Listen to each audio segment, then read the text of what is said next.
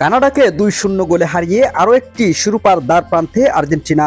বিশ্বকাপ ও কোপা আমেরিকার ডিফেন্ডিং চ্যাম্পিয়নরা মহাদেশীয় প্রতিযোগিতায় টানা দ্বিতীয়বারের ফাইনালে উঠেছে। ম্যাচ জয়ে ভূমিকা রাখা লিওনেল মেসি একটি গোল করে এদিন ম্যাচ সেরা হয়েছেন। এরপরই ফের অবসরের ইঙ্গিত দিয়েছেন আলবিসেলেস্তে অধিনায়ক। আর্জেন্টাইন মহাতারকার অবসরের ইঙ্গিত শোনা যাচ্ছে অনেক আগে থেকেই। তিনি নিজেও স্পষ্ট করে বিদায়ের সময় জানাচ্ছেন না, তবে তার কথার সূত্র ধরে গণমাধ্যমে সেই ইঙ্গিত জোরালো করেছে সময়ের সময়ে। আরও একবার কোপার ফাইনালে উঠে সেই আগুনে ঘি ঢেলেছেন মেসি। তিনি বলেছেন, জাতীয় দল ও একটি গ্রুপ হয়ে আমরা যে অভিজ্ঞতার মধ্য দিয়ে যাচ্ছি সেটি উপভোগ করছি। আরও ফাইনালে ওঠা সহজ বিষয় নয়, আবারও চ্যাম্পিয়ন হওয়ার প্রতিযোগিতায় নামতে হবে, উপভোগও করেছি।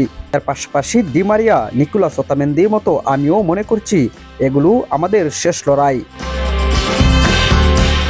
যদিও এবারের কোপা সহজ ছিল না মেসির জন্য।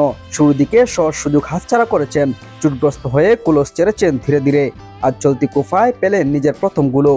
দল ফাইনালে উঠলেও যাত্রাটা যে মোটেও সহজ ছিল না সেটাই বললেন অকপটে। আমরা এ নিয়ে টানা চতুর্থ ফাইনাল খেলব। কতটা বলা সহজ হলেও পুরো যাত্রা অনেক কঠিন ছিল। খারাপ পিচ, ভারী আবহাওয়া এবং এখানে খেলা বেশ কঠিন। তবু আসুন সময়টা উপভোগ করি। সামনে আরেকটি ফাইনাল। সৃষ্টি করতে চাইলে গতবারের মতোই হবে।